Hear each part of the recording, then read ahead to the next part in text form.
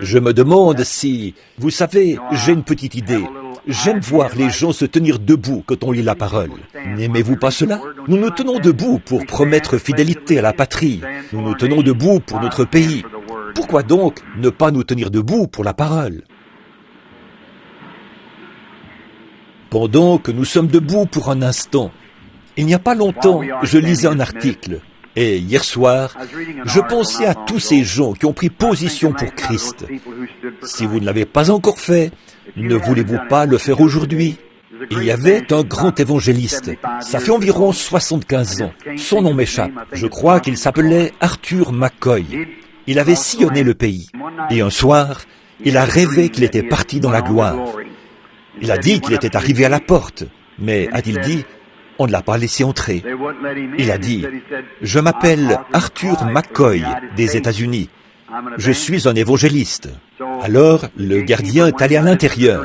C'était un songe. Il est allé à l'intérieur et a dit, « Je ne trouve votre nom nulle part. » Il a dit, « Eh bien, j'étais un évangéliste. » Il a dit, « Monsieur, Il a dit, « Eh bien, est-il possible que quelque chose ne va pas ?» Il a dit, « Non, monsieur, j'ai le livre ici. Je ne trouve votre nom nulle part. » Et il a dit, « Eh bien, y a-t-il quelque chose que je puisse faire à ce sujet ?» Il a dit, « Vous pourriez porter votre cas en appel au jugement du trône blanc. Que Dieu nous aide. Je ne veux pas me retrouver là. » Il a dit, « Eh bien, si c'est là mon seul espoir, alors je pense que je vais devoir porter mon cas en appel. » Et il a dit qu'ensuite, il a eu l'impression qu'il parcourait une très grande distance. Et au début, a-t-il dit, c'était ténébreux, puis ça devenait de plus en plus clair. Il a dit qu'il avait l'impression que cette lumière s'étendait à l'infini, mais qu'il se trouvait au centre de cela. Et il dit qu'il a dit, « Qui s'approche de mon trône de jugement ?» Il a répondu, « Je m'appelle Arthur McCoy.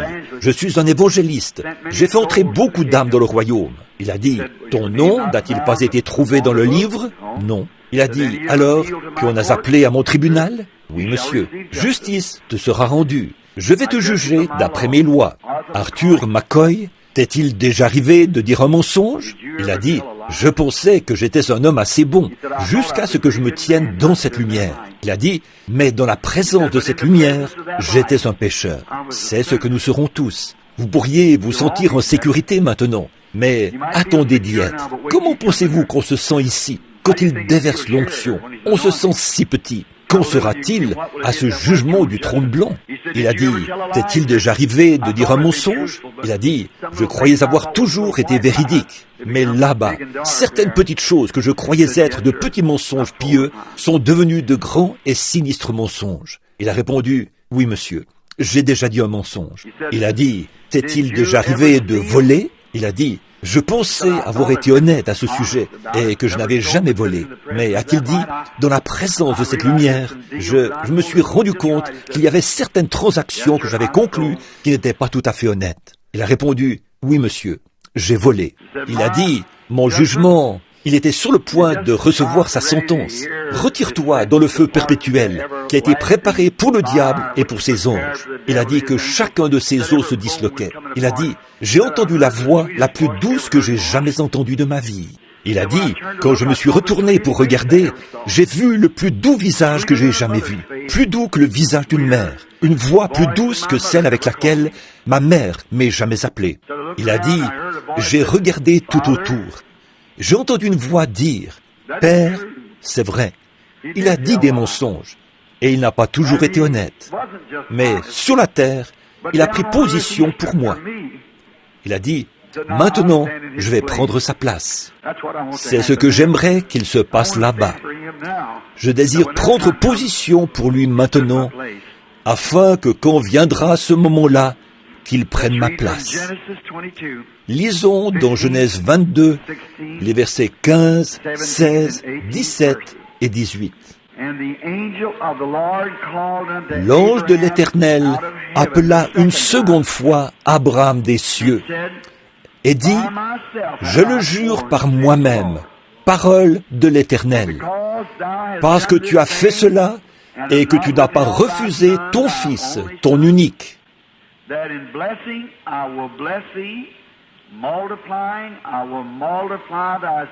Je te bénirai, je multiplierai ta postérité, comme les étoiles du ciel, et comme le sable qui est sur le bord de la mer.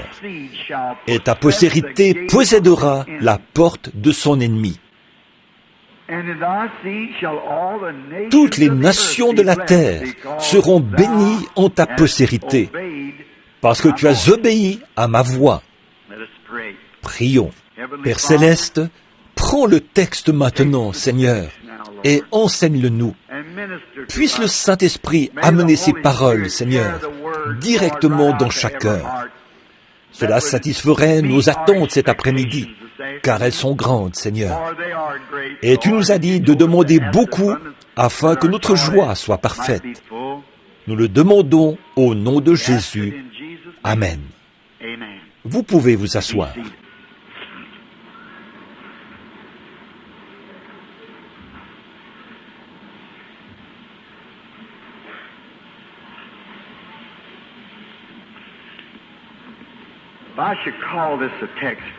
Si je me permets d'appeler ceci un sujet pendant quelques instants, ma voix est faible. C'est la raison pour laquelle je dois me tenir tout près du microphone. Je sais qu'il y a de l'écho, mais supportons cela un peu. J'aimerais intituler ceci « Posséder la porte de l'ennemi après l'épreuve ».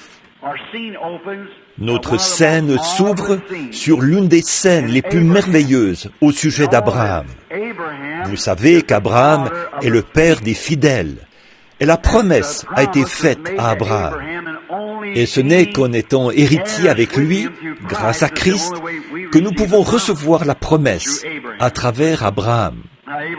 Or, Abraham était juste un homme ordinaire, mais il avait été appelé par Dieu et il est resté fidèle à cet appel. Quand Dieu a parlé à Abraham, pas une seule fois il n'a douté de cette voix. Il s'en est tenu strictement à elle. Peu importe la difficulté, il s'en est tenu strictement à elle. Puis, il a reçu la promesse d'un fils, et il a attendu 25 ans pour recevoir ce fils. Il considérait comme n'existant pas tout ce qui était contraire à cela. Puis, en ce fils, toutes les familles de la terre seraient bénies. Et le patriarche est resté fidèle à son appel et à la parole promise. Il était l'exemple de ce que nous devrions être. Maintenant, nous, étant morts en Christ, nous sommes la postérité d'Abraham. Or, Abraham a eu deux postérités. L'une d'elles était la postérité naturelle. L'autre était la postérité spirituelle. L'une d'elles était naturelle par sa chair. L'autre était la postérité de sa foi, la foi, afin que nous aussi, nous puissions être la postérité d'Abraham par la parole de la promesse. Et donc, après avoir été éprouvé pendant 25 longues années, au lieu de s'affaiblir, il s'est fortifié. Vous voyez, si cela ne s'était pas produit la première année, l'année suivante, ce serait un plus grand miracle, parce que ça ferait 2 ans. Et il a accumulé ces années au fur et à mesure qu'il vieillissait et que son corps s'usait. Le sein de Sarah, son sein était devenu, c'était stérile, et il avait donc perdu sa force. Et c'était absolument impossible. Avez-vous jamais réfléchi à ce que Dieu a fait là? Voyez, il ne s'était pas juste contenté de rendre son sein fertile. Car souvenez-vous, s'il n'avait fait que cela, alors souvenez-vous, s'il n'avait fait que cela, en ce temps-là, il n'existait pas de biberon pour donner du lait de vache au bébé. Vous voyez, il devait aussi, ses canaux lactaires étaient desséchés. Alors, il ne pouvait pas, il fallait que quelque chose se produise. Puis, imaginez-vous une femme de 100 ans qui entre au travail. Son cœur n'aurait pas tenu le coup. De nos jours, c'est déjà difficile pour une femme de 40 ans de le faire. Son cœur n'aurait pas pu tenir le coup. Alors, là, savez-vous ce qu'il a fait?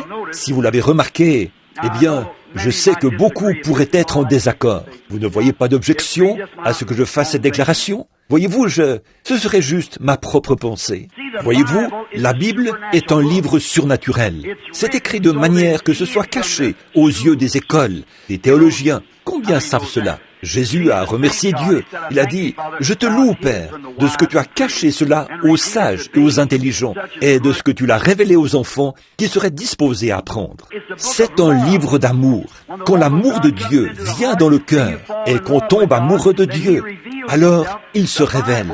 Il révèle le sens de la Bible. L'interprétation de la Bible, c'est Dieu lui-même qui interprète ses promesses. Mais en fait, la Bible est écrite entre les lignes.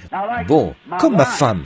Oh, elle est la femme la plus merveilleuse du monde, et je l'aime vraiment. Elle m'aime. Alors, quand je suis absent de la maison, elle m'écrit une lettre dans laquelle elle dit « Cher Bill, ce soir, je viens de mettre les enfants au lit. Aujourd'hui, j'ai fait la lessive, et tout ce qu'elle a fait. » Et ainsi de suite. Eh bien, elle écrit cela dans sa lettre. Mais voyez-vous, je l'aime tellement, et nous sommes tellement un, que je peux lire entre les lignes. Je sais ce qu'elle veut dire. Voyez-vous, qu'elle me le dise ou pas. Bon, voyez, je sais ce qu'elle veut dire grâce à mon amour pour elle et à ma compréhension. Eh bien, c'est de cette manière que la Bible est écrite. Voyez-vous, les érudits passeront carrément par-dessus. Ils ne comprendront jamais cela. Voyez-vous, il faut être amoureux de la parole, de lui, pour le connaître. Voyez-vous? Bon, regardons maintenant ce qu'il a fait dans ce cas-ci. Or, Abraham et Sarah étaient vieux, avancés en âge, dit la Bible. Eh bien, ça n'avait rien à voir avec le fait que les gens vivaient longtemps à cette époque-là. La Bible dit qu'ils étaient avancés en âge. Maintenant, remarquez, immédiatement après, cet ange est apparu, celui dont nous avons parlé, c'est-à-dire Elohim, Dieu. Il a déclaré à Abraham, « Je vais te visiter à la période de la vie. » Maintenant, observez tout au long. Ils étaient un type de l'Église, d'un bout à l'autre. Maintenant, regardez, voici ce qui s'est passé. Eh bien, il ne s'est pas contenté de retaper Sarah et de retaper Abraham. Il les a fait redevenir un jeune homme et une jeune femme. Eh bien, cela peut paraître étrange, mais alors observez le reste de la parole et faites le rapprochement. La parole est inspirée et vous devez être sous l'inspiration de la parole. Maintenant, souvenez-vous, immédiatement après cela, immédiatement après l'apparition de cet ange, je peux voir cette Sarah, aux cheveux gris, cette brave grand-mère, avec son châle sur ses épaules et un petit bonnet qui se promène à l'aide d'un bâton. Moi, avoir du plaisir avec mon Seigneur, alors que lui aussi, il est vieux, voyez? Et voici qu'Abraham aussi était là, avec sa longue barbe, appuyé sur un bâton, car il était avancé en âge. Et voici que le lendemain matin, ses épaules commencent à se redresser.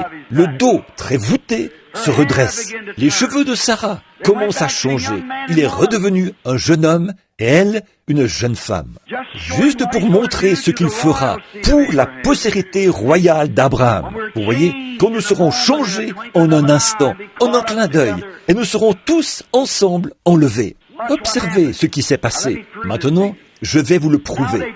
Alors, ils ont effectué un voyage à partir de l'endroit où ils se trouvaient, là, à Gomorrhe. Et ils sont allés jusqu'à Guérar, dans le pays des Philistins. Avez-vous remarqué? Prenez une carte et voyez la distance entre ces deux points. C'était tout un voyage pour un couple d'un âge si avancé. Et en plus de cela, là, dans le pays des Philistins, il y avait un jeune roi du nom d'Abimélec qui cherchait une épouse. Il avait là-bas toutes ces ravissantes jeunes Philistines. Mais quand il a vu la grand-mère, il a dit, « Elle est belle de figure. » Et il est tombé amoureux d'elle et voulait l'épouser. C'est vrai? Ah oui. Voyez-vous, elle était ravissante. Voyez-vous, elle était redevenue une jeune femme. Remarquez, il le fallait pour qu'elle puisse donner naissance à cet enfant. Dieu a fait d'elle une nouvelle créature. Et il le fallait pour qu'elle puisse élever cet enfant. Et souvenez-vous, Abraham, son corps était comme mort. Et à la mort de Sarah, Isaac avait 45 ans, je crois, à la mort de Sarah. Après cela, Abraham a épousé une autre femme, dont il a eu 7 fils, sans compter les filles. Amen. Vous voyez, lisez entre les lignes. C'est un type. Cela montre ce qu'il fera pour tous les enfants d'Abraham. Nous nous en approchons en ce moment même. Alors, nos épaules tombantes et tout le reste n'y change rien, mes amis. Et nos cheveux gris, ou quoi que ce soit d'autre. Alors, ça n'a pas d'importance. Nous ne regardons pas en arrière, regardons en avant, vers quoi nous nous dirigeons. Et souvenez-vous, ce signe que nous voyons, c'est le dernier signe qu'Abraham et Sarah ont vu avant la naissance du fils promis. Nous croyons que nous sommes à cette heure-là. Le patriarche, après la naissance de ce garçon, pouvez-vous imaginer Isaac, âgé d'environ 12 ans, un petit garçon charmant, aux cheveux bouclés et aux petits yeux bruns. J'imagine comment cette maman se sentait, cette ravissante jeune femme, ainsi que son père. Et un jour, Dieu a dit, bon, ceci devait servir d'exemple. Là, nous sommes bien loin de l'heure où cela allait arriver. Par ce garçon, j'ai fait de toi un père de nations. Par ce garçon, mais je veux que tu amènes ce garçon au sommet de la montagne, que je te montrerai. Et je veux que tu le tues là-haut, que tu l'offres en sacrifice. Pouvez-vous imaginer cela? Eh bien, vous n'avez jamais été soumis à une telle épreuve. Il ne le fait plus de nos jours. Ça, c'était des exemples, des ombres. Abraham a-t-il craint? Non, monsieur. Abraham a dit, j'ai la pleine conviction qu'il peut le ressusciter des morts, car je l'ai reçu comme quelqu'un qui est venu d'entre les morts. Si Dieu, dans son commandement, me dit de faire ceci, comme j'étais fidèle à cela, et que cela m'a été profitable, en ce que j'ai eu un fils, Dieu peut le ressusciter d'entre les morts, d'où je l'ai reçu, comme une sorte de préfiguration. Oh là là, mes amis, vous les pentecôtistes, si Dieu vous a donné le Saint-Esprit, le parler en langue, à combien plus forte raison devriez-vous croire sa puissance de guérison, sa bonté et sa miséricorde? Il a fait cela en allant à l'encontre de tous les théologiens de ce pays. Il disait que ça ne pouvait pas se faire, mais Dieu l'a fait parce qu'il l'avait promis. Alors, tenez-vous-en à votre arme, votre parole, votre épée. Croyez la parole de Dieu. Dieu l'a dit et ça règle la question. Remarquez maintenant, il est parti de là avec des mulets. Il a voyagé pendant 3 jours. Bon, moi, je peux marcher, quand je patrouillais, je marchais 50 km par jour dans la forêt. Et nous avons les pieds qui marchent à l'essence, pour ainsi dire. Mais ces gens-là, les seuls moyens de transport qu'ils avaient, c'était soit aller à dos d'âne, soit marcher. Il a donc voyagé pendant 3 jours, depuis le lieu où il était. Puis, il a levé les yeux, là-bas, dans le désert, et a vu la montagne de loin. Il a pris Isaac et lui a lié les mains. Et nous savons tous qu'ici, dans Genèse 22, c'est un type de Christ. Il l'a conduit en haut de la montagne, lié, comme Jésus, qui avait été conduit en haut de la montagne, le mont du Calvaire. C'est un type de Dieu qui donne son Fils, bien sûr. Mais, quand ils sont arrivés là-haut, il a été obéissant. Isaac a commencé à avoir un peu de soupçon. Il a dit, « Père, voici le bois, voici l'autel, voici le feu, mais où est le sacrifice ?» Et Abraham savait ce qu'il en était.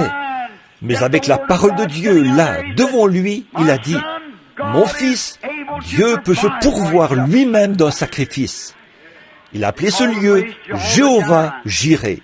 Et quand il a lié son fils, celui-ci a été obéissant jusqu'à la mort. Il l'a placé sur l'autel. Il a tiré le couteau de son fourreau et il était sur le point d'ôter la vie de son propre fils. Et quand il a obéi, quelque chose lui a saisi la main et a dit, « Abraham, n'avance pas ta main. » À ce moment-là, un bélier a bêlé derrière lui, retenu par ses cornes dans le désert. Avez-vous déjà réfléchi à ça? D'où est venu ce bélier? Souvenez-vous, la région est pleine de lions, de loups, de chacals et d'animaux qui dévorent les moutons. Et à quelle distance de la civilisation se trouvait-il? Qui plus est, au sommet de la montagne, où il n'y a pas d'eau. Il avait ramassé des pierres tout autour de là pour bâtir son autel. D'où est venu ce bélier? Voyez-vous? Mais ce n'était pas une vision. Il a tué ce bélier. Il avait du sang. Qu'a-t-il dit? Dieu est capable de se pourvoir lui-même d'un sacrifice. Comment allez-vous quitter ce fauteuil? Comment cet enfant handicapé moteur va-t-il guérir? Ou vous qui êtes dans ce fauteuil, vous qui êtes là-bas, vous qui avez un problème cardiaque, quel que soit le besoin, Dieu est capable de se pourvoir lui-même. Abraham a cru cela. Le patriarche est resté fidèle à la promesse. Et il a donné la promesse selon laquelle ta postérité, parce que tu as cru ma parole, en dépit des circonstances, ta postérité possédera la porte de son ennemi. Pourquoi? Chaque ennemi qui s'est élevé contre Abraham, dans une sorte de préfiguration, Abraham, l'ennemi qui pouvait dire, elle est trop vieille, je suis trop vieux, tout ceci et toutes les autres choses, il est demeuré malgré tout fidèle à cette promesse. Or, celui qui possède cette foi-là prendra toujours la parole de Dieu, peu importe les circonstances. Or, si vous ne pouvez pas le faire, alors vous n'êtes pas la postérité d'Abraham. C'est ça la foi qu'avait Abraham, sa postérité. La promesse d'Abraham était que sa postérité, eh bien, sa postérité royale aussi, comme je vous l'ai dit il y a un instant. Et ce sceau qu'il avait donné à Abraham était un sceau de la promesse. Et la postérité royale, selon Éphésiens 4:30, est scellée par le Saint-Esprit, après qu'ils ont supporté l'épreuve. Essayez de réfléchir à ça. Beaucoup pensent qu'ils ont le Saint-Esprit. Beaucoup prétendent avoir le Saint-Esprit. Beaucoup peuvent présenter de nombreuses preuves et des signes de cela. Mais là encore, si cela ne peut pas s'en tenir à cette parole, ce n'est pas le Saint-Esprit. Voyez-vous, vous croyez chaque parole. Ensuite, vous êtes scellés après avoir subi le test. C'est quand nous croyons chaque promesse qui se trouve dans la parole que nous sommes ensuite scellés par l'Esprit pour confirmer la promesse. C'est ce qu'Abraham, c'est comme ça qu'il l'a fait. Ce n'est qu'après cela que nous avons le droit de posséder la porte de notre ennemi. Ça, vous ne pouvez pas le faire avant d'être d'abord devenu cette postérité. Souvenez-vous, dans la Bible, j'en ai parlé à Houston, ou quelque part, l'autre, ou plutôt, je veux dire, à Dallas, le signe. Voyez-vous, un Juif pouvait prouver, là, en Israël, qu'il était juif par la circoncision. Mais Dieu a dit, quand je verrai le sang vous servira de signe. La vie qui était dans le sang ne pouvait pas revenir sur l'adorateur, parce que, eh bien, c'était la vie d'un animal. Ce n'était qu'une ombre qui précédait la véritable vie à venir. Alors, les composants chimiques, le sang rouge lui-même, devaient être mis sur la porte et les poteaux de la porte. Il fallait appliquer cela avec de l'hysope, qui est une herbe tout à fait ordinaire, ce qui montrait qu'on n'a pas besoin d'avoir une super foi. On doit simplement avoir la même foi que celle que vous avez pour démarrer votre voiture ou venir à l'église. Voyez, beaucoup de gens pensent qu'il faut être quelque chose, mais non, c'est faux. Une foi ordinaire, c'est tout ce qu'il faut pour appliquer le sang. Écouter la parole et la croire. L'appliquer, c'est tout. Il fallait juste ramasser de l'herbe ordinaire. Partout là-bas, en Palestine, il y avait de l'hysope, une petite herbe qui poussait dans la fonte des murs. Et dans les environs, on la trempait dans le sang et on l'appliquait sur le linteau et les poteaux de la porte. Et souvenez-vous, peu m'importe combien ils étaient dans l'alliance, combien le juif pouvait démontrer qu'il était circoncis, combien il était une brave personne, l'effet de l'alliance était annulé dans sa totalité, à moins que le signe soit là. Quand je verrai le sang, et cela seulement. Bon, le sang maintenant, le signe, ce n'est pas les composants chimiques du sang de Christ, parce que cela avait été versé il y a des milliers d'années. Mais voyez-vous, là, il fallait que ce soit les composants chimiques. La vie qui était dans l'animal ne pouvait pas revenir sur l'humain, parce que la vie de l'animal n'a pas d'âme. L'animal ne sait pas distinguer le bien du mal. C'est l'être humain qui a une âme. Bon, mais quand Jésus, le Fils de Dieu, né d'une vierge, a versé son sang, la vie qui était dans ce sang, c'était Dieu lui-même.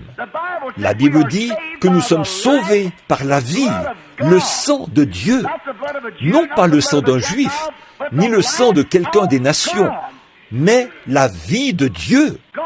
Dieu a créé cette cellule de sang, née d'une vierge. Elle n'avait jamais connu d'homme, ni n'avait.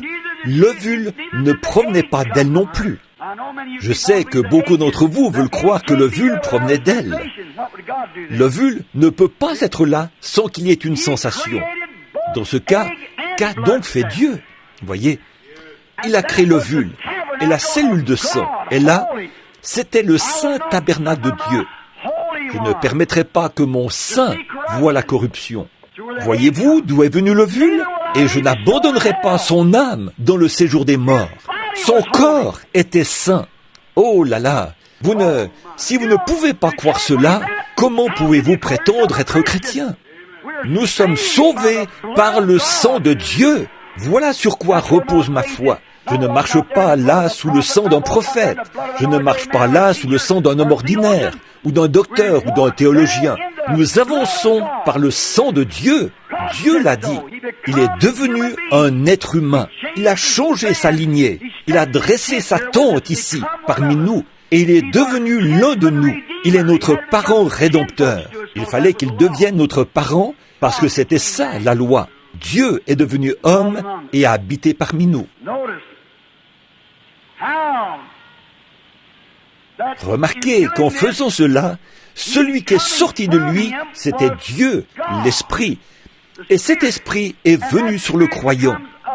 Par conséquent, la vie qui était dans notre sacrifice, c'est par cette même vie que nous sommes identifiés.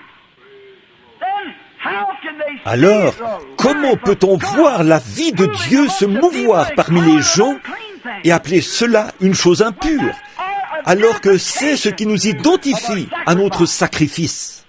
Celui qui croit en moi fera lui aussi les œuvres que je fais.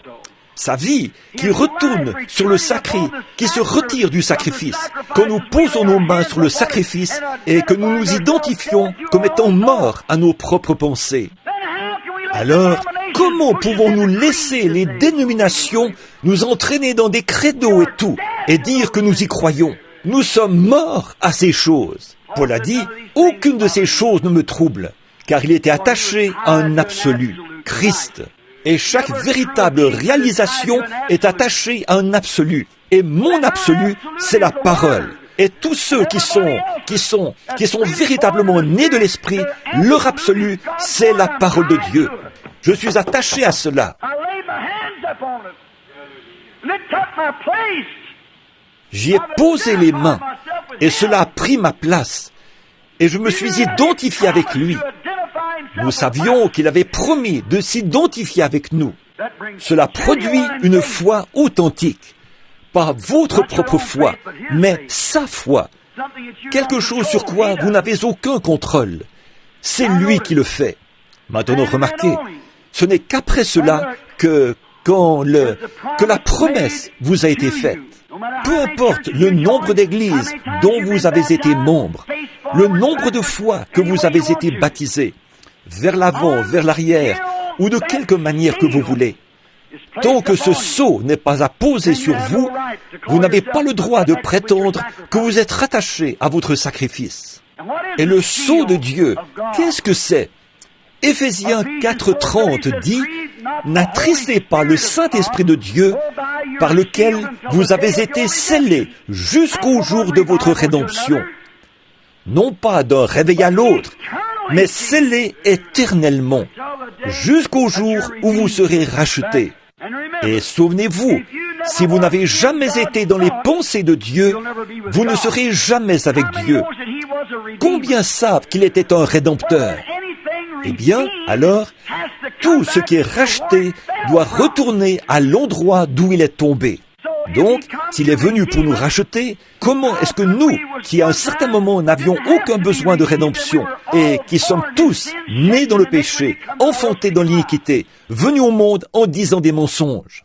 Cela montre que le vrai chrétien est un attribut de la pensée de Dieu, avant qu'il y ait eu un monde, ou une étoile, ou l'air, ou quoi que ce soit d'autre.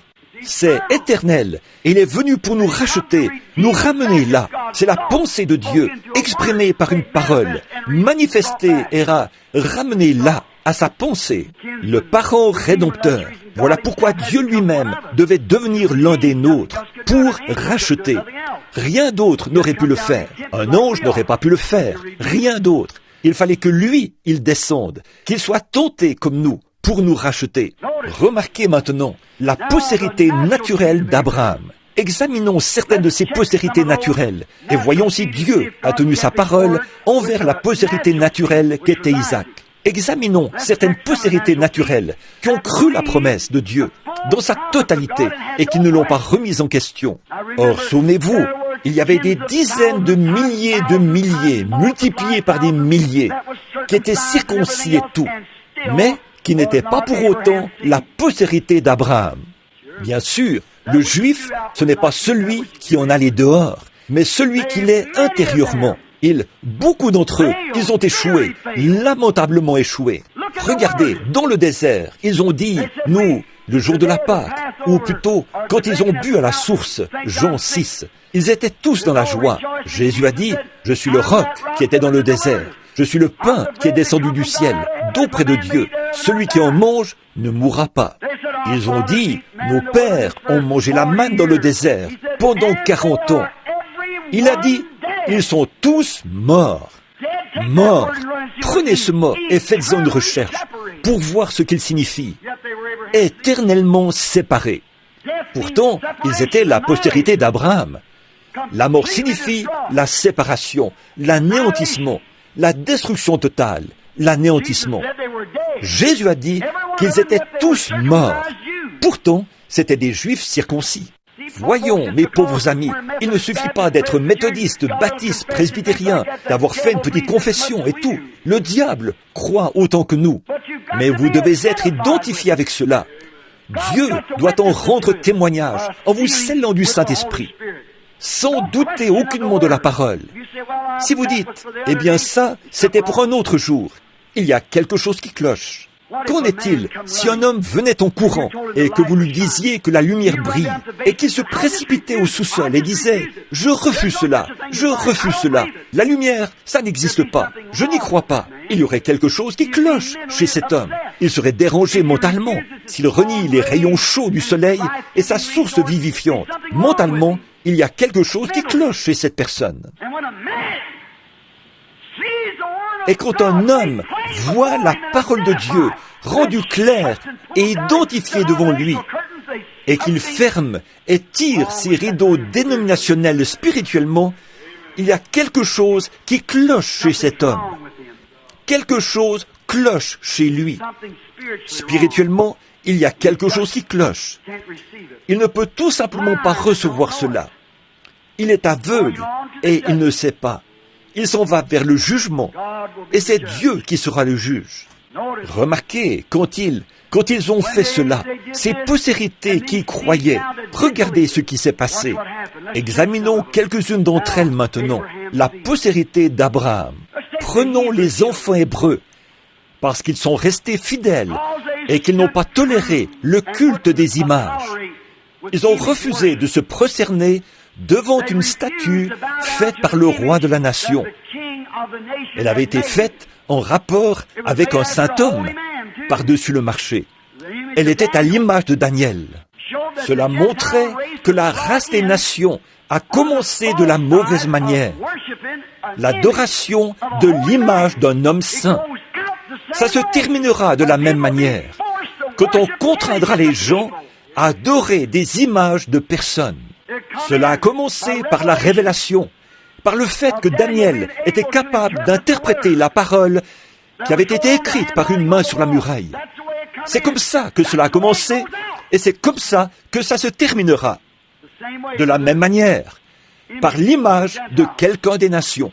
Remarquez, ils ont refusé de l'adorer. Et qu'ont-ils fait? Ils étaient la postérité d'Abraham, qui restait fidèle à la parole. Et ils ont possédé la porte de l'ennemi, le feu. Ils l'ont fait. Eh bien, la parole de Dieu est vraie. Daniel a été éprouvé au sujet du culte d'un seul vrai Dieu. C'est pour cela qu'il a été éprouvé. Et à l'heure de l'épreuve, il a tenu ferme devant l'épreuve. Et qu'a fait Dieu quand il semblait que c'en était fini pour lui, pour ainsi dire? Il ne savait pas quoi faire. On était sur le point de le donner en pâture au lion. Mais devant l'épreuve, Daniel est resté fidèle au fait qu'il n'y a qu'un seul vrai Dieu. Et il a possédé la porte de son ennemi. Dieu a fermé la gueule des lions.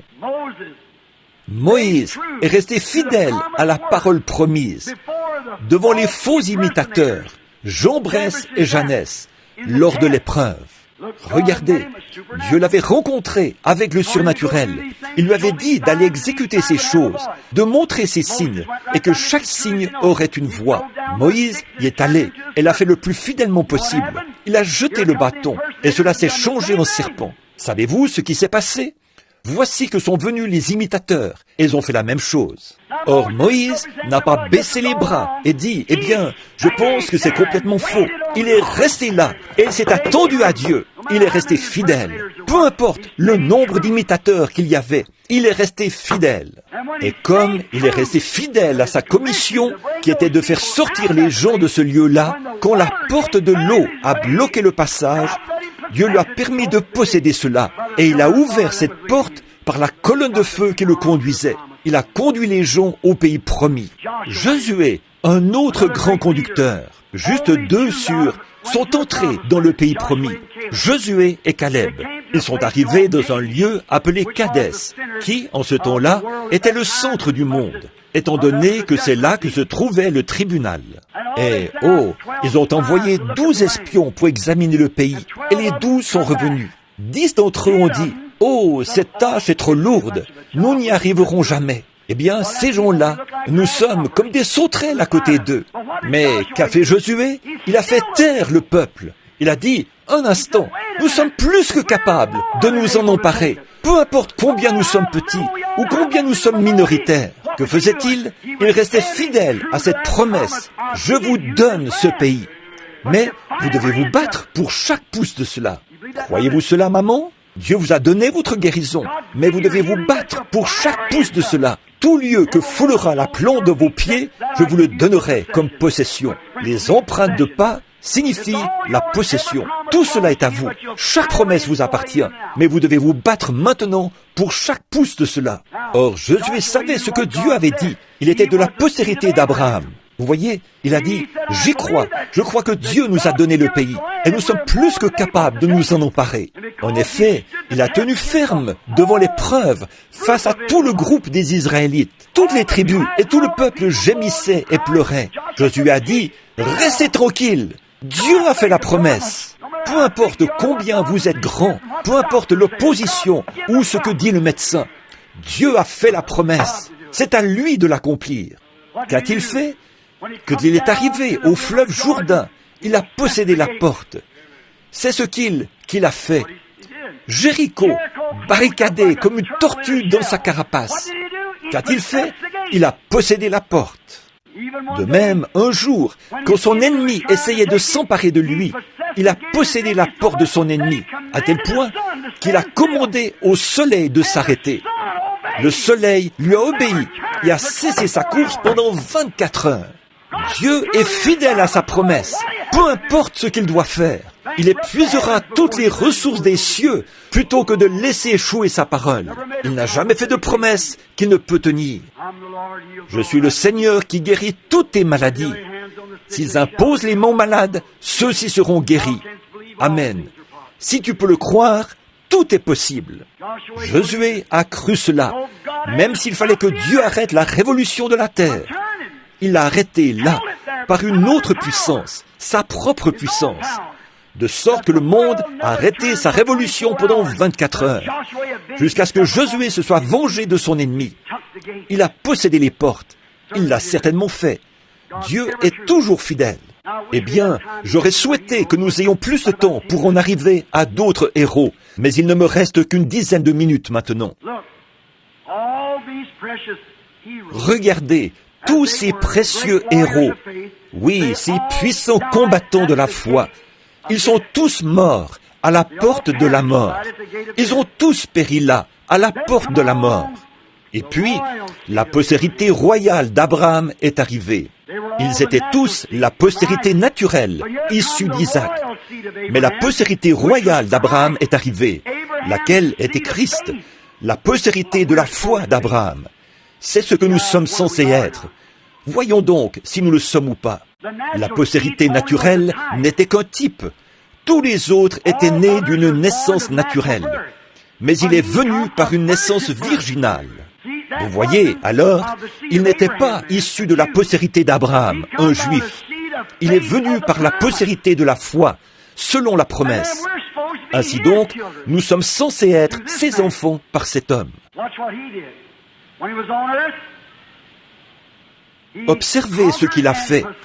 Quand il était sur terre, il a vaincu et a possédé toutes les portes de l'ennemi. La postérité royale, il l'a promis par la parole. Il l'a vaincu. Il a vaincu la porte de la maladie. Pour nous, c'est ce qu'il est venu faire. Vous les malades, souvenez-vous-en, il a vaincu cette porte-là. Vous n'avez pas besoin de la vaincre. Il l'a vaincue. Les autres hommes ont dû vaincre eux-mêmes leur porte. Mais vous n'avez pas à vaincre.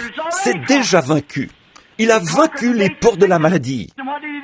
Et qu'a-t-il fait quand il a vaincu les portes de la maladie? Il a dit tout ce que vous demanderez sur la terre et tout ce que vous lirez sur la terre, il le lirait au ciel. Il nous a donné les clés de la porte. Il a vaincu la porte de la tentation par la parole. Et la clé, c'était « Résistez à l'ennemi et il fuira loin de vous ». Il a tout vaincu. Il a vaincu toute maladie. Il a vaincu la mort. Il a vaincu l'enfer. Il a vaincu la mort et l'enfer. Il a vaincu ce que les autres ne pouvaient pas vaincre, parce qu'ils étaient de la postérité naturelle. Celle-ci, c'est la postérité spirituelle. Il a vaincu la porte de la tombe et est ressuscité le 3e jour pour notre justification. Et maintenant, nous sommes plus que vainqueurs. Nous avançons tout simplement vers cela, en tant qu'héritiers, plus que vainqueurs. Maintenant, nous avons affaire à un ennemi vaincu.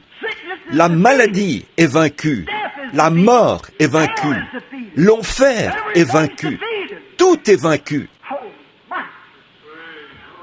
Oh là là, j'aurais souhaité avoir le double de ma taille. Maintenant, je me sentirais peut-être 2 fois mieux. Nous combattons un ennemi vaincu. Ce n'est pas étonnant que Paul ait pu dire, alors qu'il construisait le billot sur lequel on allait lui couper la tête. Il a dit, « Ô mort, où est ton aiguillon? Fais voir si tu peux me faire trembler et pousser des cris. Tombe, où est ta victoire? Penses-tu que tu m'enfermeras là-dedans? Je t'en montrerai une qui est vide là-bas, et je suis en lui. Il me ressuscitera au dernier jour, un ennemi vaincu.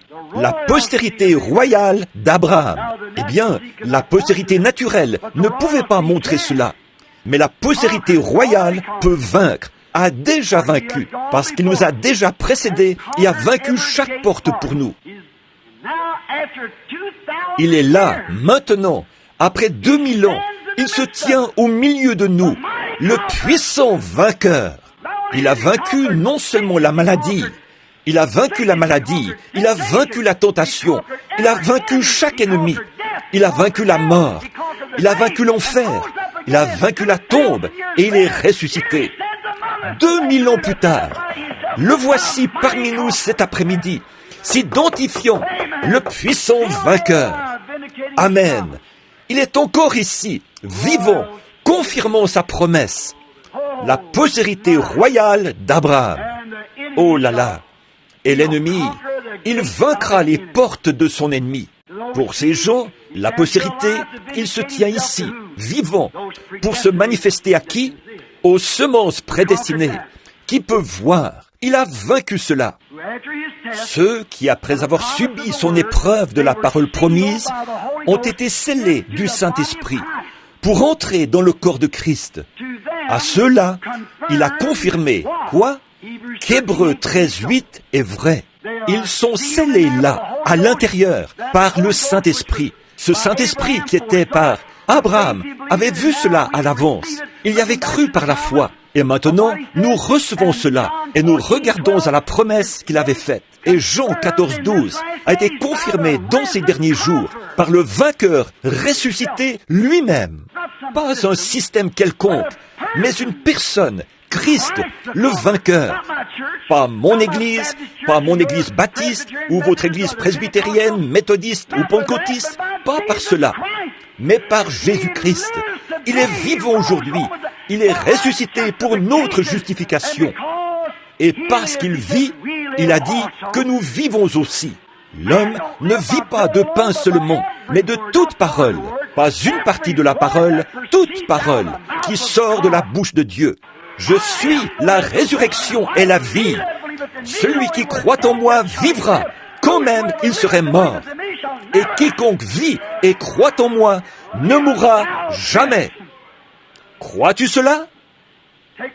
Posséder la porte de chaque ennemi. Comment pouvait-il vaincre Bosforth alors que Dieu, Bosforth, était dans le vainqueur? Et c'est pour cette raison qu'il a dit, le moment le plus heureux de ma vie, c'est maintenant même. Ah oui, il connaissait ce puissant vainqueur. Son assurance reposait en lui. Oh là là, maintenant nous pouvons chanter. En vivant, il m'a aimé. En mourant, il m'a sauvé. Enseveli, il a emporté mes péchés au loin. En ressuscitant, il a justifié gratuitement pour toujours. Un jour, il reviendra. Ô jour glorieux! À ceux qui semblent être vaincus, Eddie Perronnet, je crois, n'arrivait pas à vendre ses chants chrétiens. Personne n'en voulait. Les gens n'y portaient aucun intérêt. Oh, quoique vaincu, il était un croyant. Un jour, le Saint-Esprit est venu sur lui. La porte de son ennemi qui ne voulait pas recevoir ses textes. L'Esprit l'a saisi et il a pris une plume. Dieu lui a permis d'écrire le chant d'intronisation. Que tous acclament la puissance du nom de Jésus. Que les anges se prosternent devant lui. Apportez le diadème royal et couronnez-le Seigneur de tous. Une fois, l'aveugle Fanny Crosby, on lui a dit « Qu'est-ce que ça représente pour vous ?» Elle n'avait pas vendu son droit d'aînesse comme l'a fait le pentecôtiste Elvis Presley, ou comme l'a fait Boone de l'Église du Christ, ou comme l'a fait Red Foley, qui ont vendu leur talent au monde. Ils ont une flotte de Cadillac, des millions de dollars, des disques d'or. Mais Fanny Crosby est restée fidèle. Elle est restée à sa place. Elle s'est écriée « Ne me laisse pas, ô doux Sauveur, écoute mon humble cri, pendant que tu en visites d'autres. Oh, ne me laisse pas. Toi, ma seule source de réconfort, plus que la vie pour moi. Qui ai-je sur terre d'autre que toi? Qui d'autre au ciel que toi? Ils ont dit, qu'en est-il si vous êtes aveugle quand vous arriverez au ciel? Elle a répondu, je le reconnaîtrai de toute façon. Ils ont dit, comment le reconnaîtrez-vous? Elle a dit, je le reconnaîtrai. Ils ont dit, Madame Crosby, vous pourriez gagner $1 million. Elle a dit, je ne veux pas de ce $1 million. Comment le reconnaîtrez-vous? Elle a dit, oui, je saurai que c'est bien lui, et à son côté je me tiendrai. Oui, je saurai que c'est bien lui. Si je ne peux pas le voir, je lui tâterai les mains pour toucher les marques de clous. Elle a vaincu la porte de son ennemi.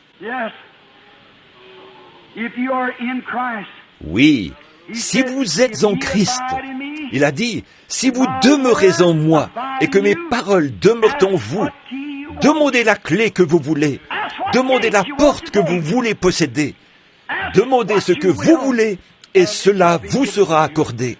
Si vous demeurez en moi et que ma parole demeure en vous, vous pouvez posséder n'importe quelle porte de l'ennemi qui se présente devant vous. Vous êtes la postérité royale d'Abraham. Quel genre de porte se dresse devant vous? Si c'est la maladie, vous en êtes plus que vainqueur. Alors, nous pouvons prononcer, chanter les paroles de ce bon vieux cantique. Chaque promesse du livre m'appartient. Chaque chapitre, chaque verset est si divin. Je me confie en son divin amour, car chaque promesse du livre m'appartient.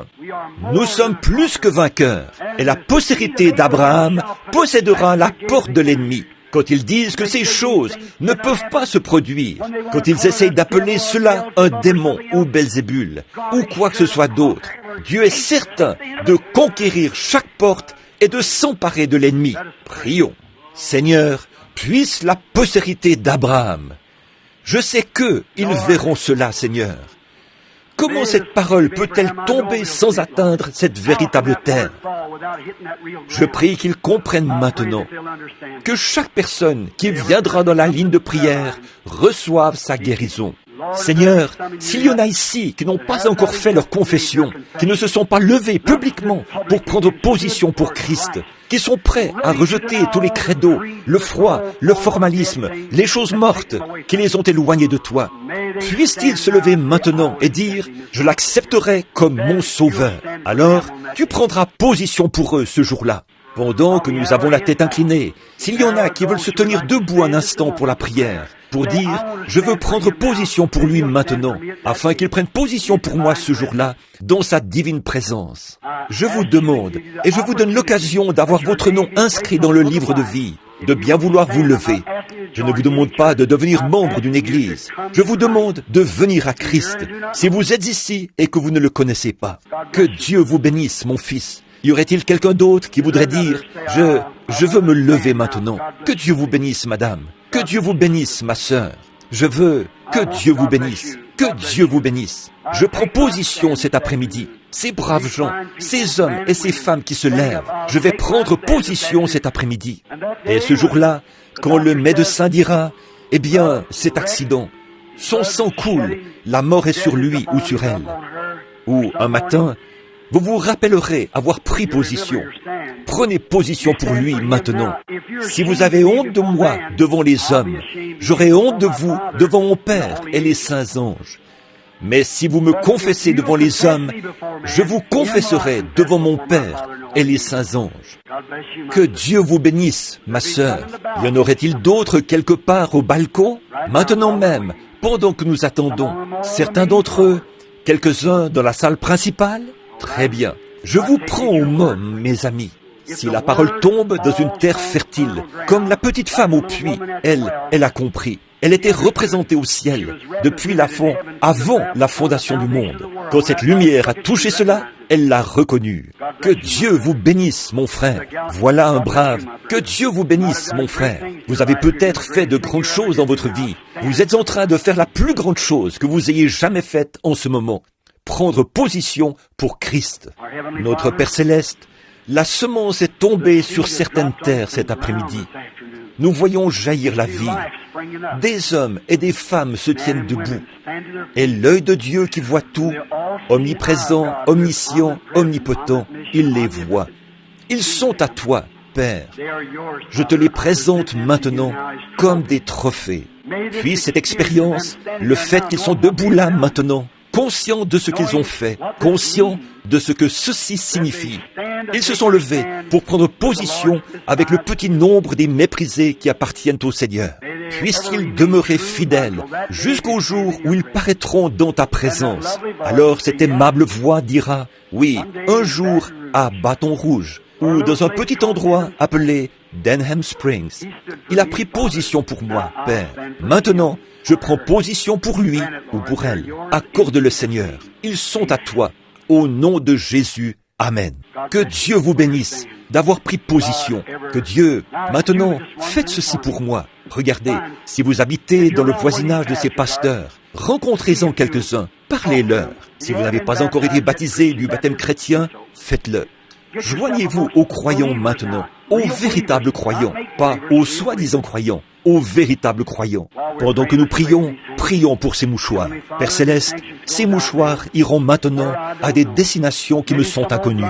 Peut-être qu'un vieux papa aveugle, quelque part dans un petit endroit marécageux, attend l'arrivée de ce mouchoir. Un petit enfant couché quelque part, dans un lit d'hôpital.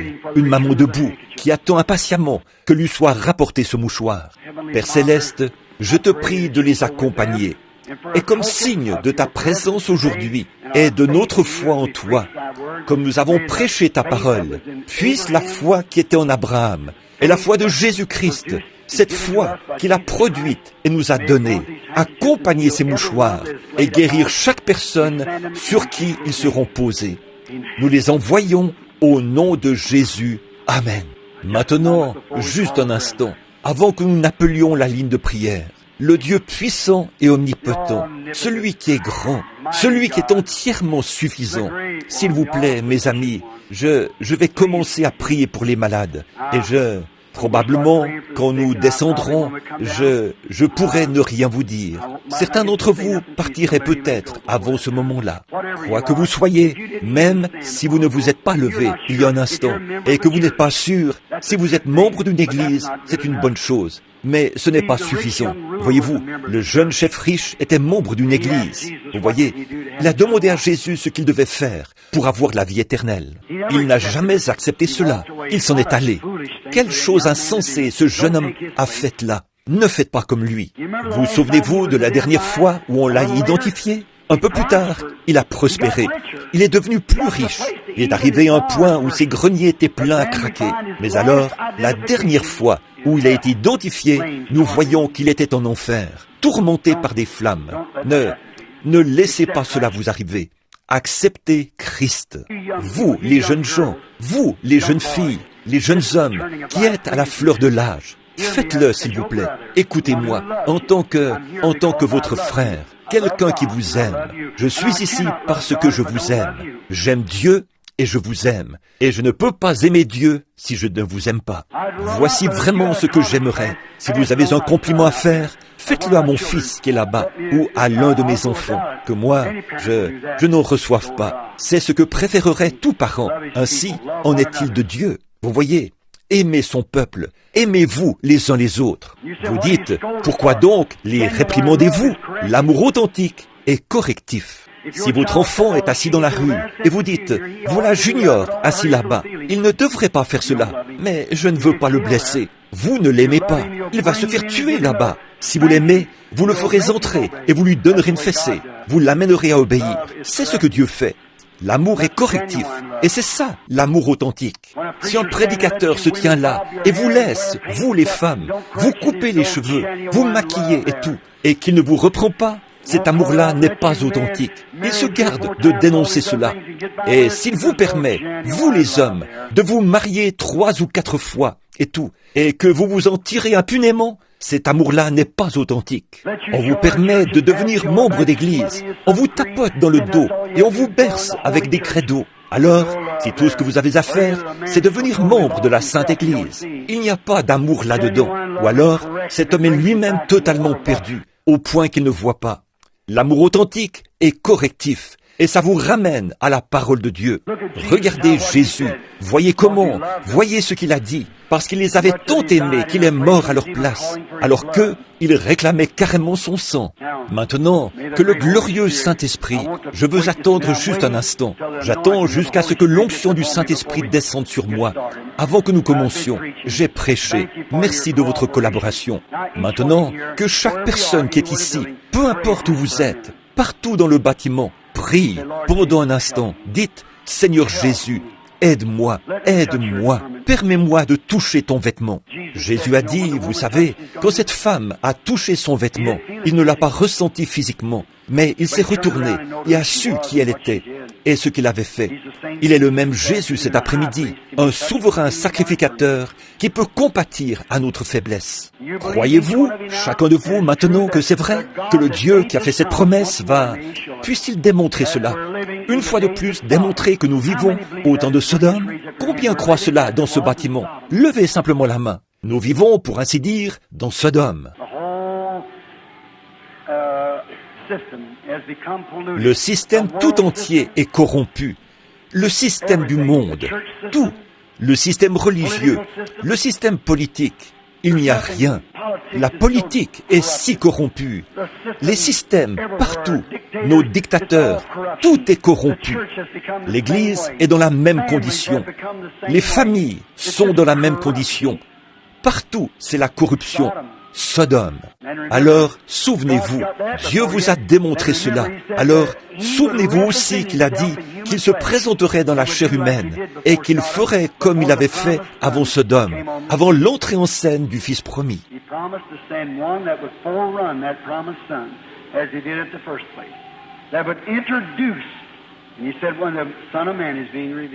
Il a promis d'envoyer quelqu'un qui sera le précurseur de ce Fils promis, comme il a fait la première fois, quelqu'un qui le présentera.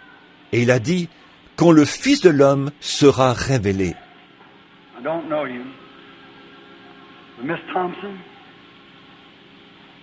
That female trouble and complications, you believe that God will make you well? Can you believe it? You will? Miss Thomas, you believe He'll make you well? Raise up your hand. Je ne vous connais pas. Eh bien, mademoiselle Thompson, ce problème gynécologique et ses complications, croyez-vous que Dieu vous rétablira? Pouvez-vous le croire? Le ferez-vous? Mademoiselle Thomas, croyez-vous qu'il vous rétablira? Alors, levez la main. Il y a une dame qui est assise juste derrière vous. Elle est en prière. Elle a de l'arthrite. Celle qui est assise juste à côté d'elle a des problèmes d'estomac. Elle est aussi en prière. Vous allez manquer cela si vous ne faites pas attention. Vous n'êtes pas d'ici. Vous êtes du Mississippi. Vous êtes monsieur et madame Stringer. Si vous le croyez de tout votre cœur, Jésus-Christ vous guérira. Si vous pouvez le croire, croyez-vous? Alors, vous pouvez recevoir cela. Très bien. Levez la main pour que les gens voient qu'il s'agit de vous. You've got to believe, friend. He's identifying himself. You believe that? With all your heart? Je ne connais pas ces gens. Je ne les ai jamais vus de ma vie. Vous devez croire, mes amis. Il est en train de s'identifier lui-même. Croyez-vous cela? De tout votre cœur? Monsieur, pourquoi avez-vous secoué la tête et m'avez-vous regardé comme ça? Oui, monsieur, parce que vous avez fait cela. Je vais vous parler un instant. Vous êtes un monsieur un peu âgé. Vous êtes assis là à me regarder. Il m'a regardé avec une si grande sincérité. Il a cru cela. You're praying for somebody who had a stroke, but your main thing you're praying for, you're seeking the baptism of the Holy Ghost. That's right.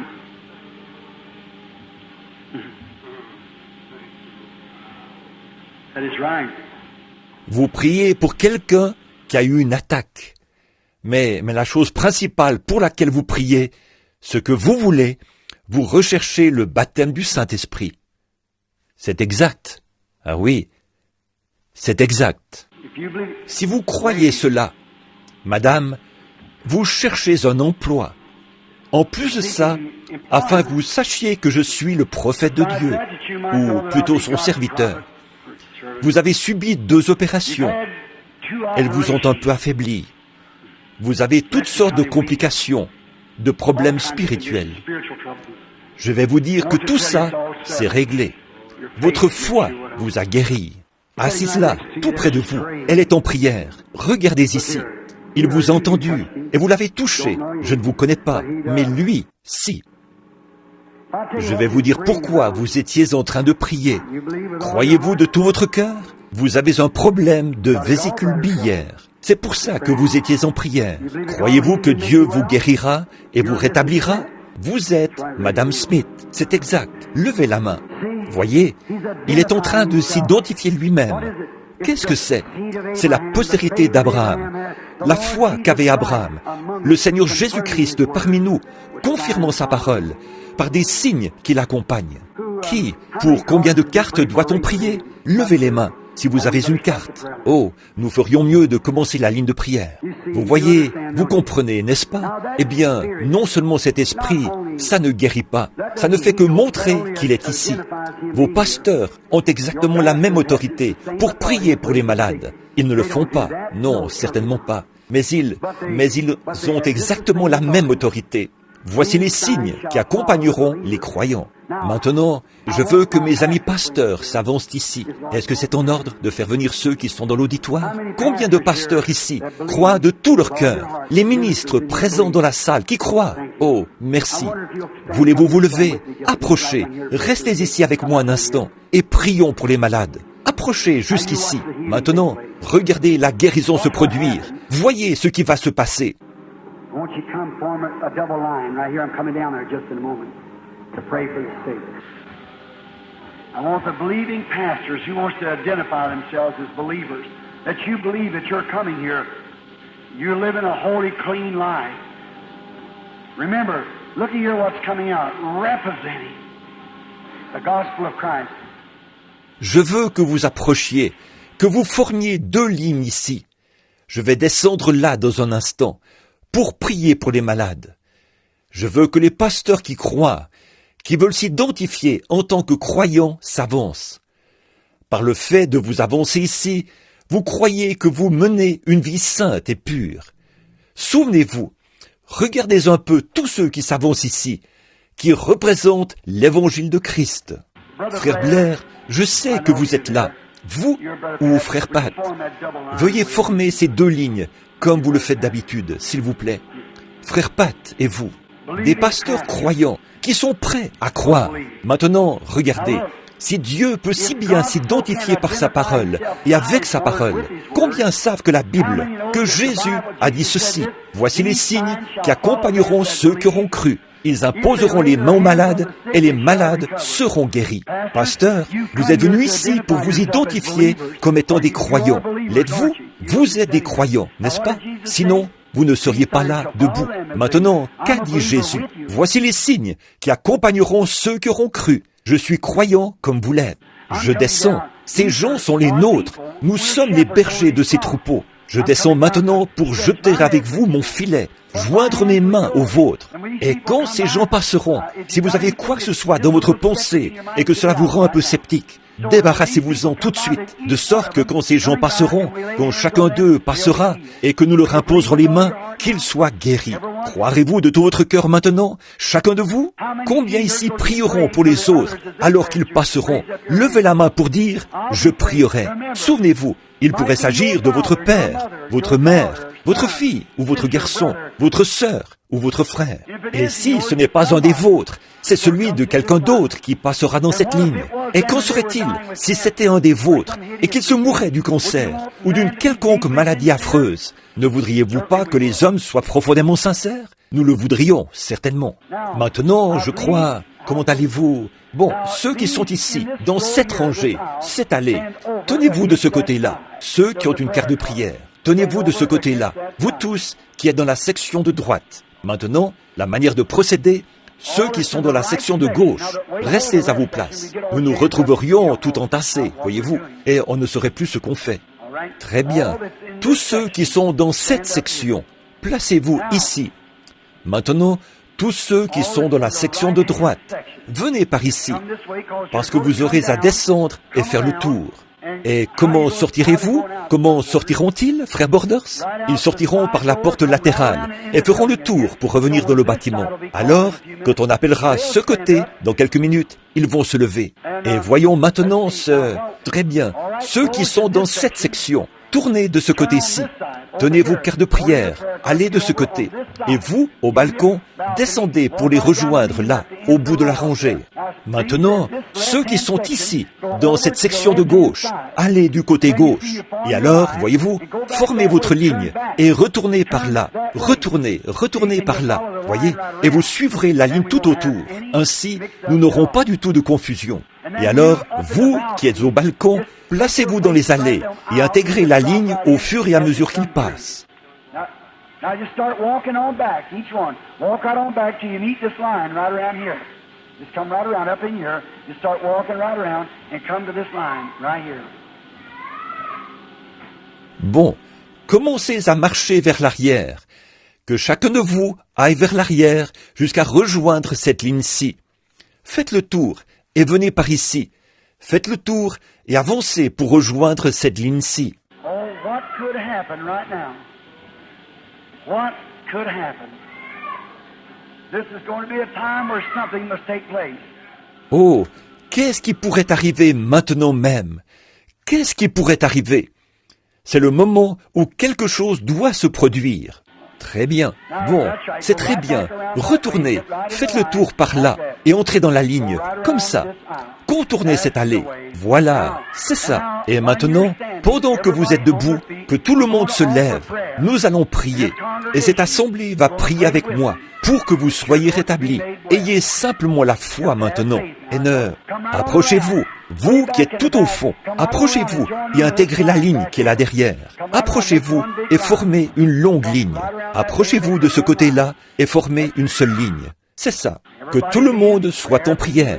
Ayez réellement la foi maintenant. Maintenant, ne faites pas attention à la foule. Souvenez-vous, nous sommes enveloppés par la présence de Jésus-Christ. Il compte sur nous pour honorer ce qu'il a fait parmi nous, en ayant la foi en sa parole.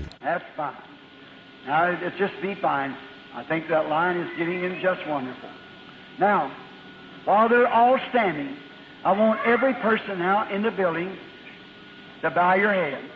C'est très bien. Maintenant, tout va bien se passer. Je crois que la ligne se forme très bien. Maintenant, pendant qu'ils sont tous debout, je veux que tous ceux qui sont dans le bâtiment inclinent la tête. Lord Jesus, Seigneur Jésus, ça va bientôt se produire. La décision doit être prise maintenant même. Croyons-nous que tu es ici? T'aimons-nous? Seigneur, avons-nous assez de foi pour ce que nous allons demander? Ces gens sont en train de s'identifier en se tenant dans la ligne.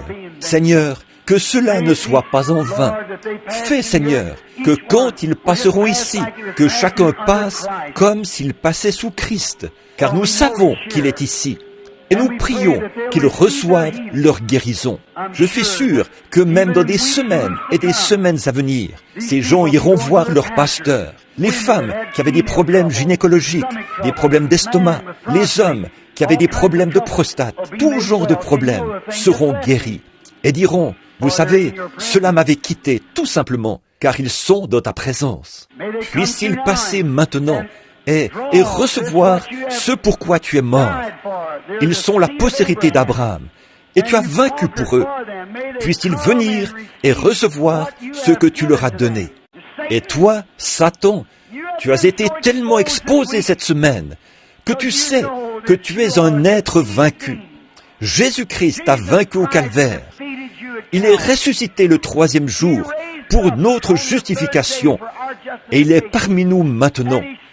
Et notre foi regarde vers lui, loin de toi et de tout ce que tu as fait. Quitte ces gens au nom de Jésus-Christ.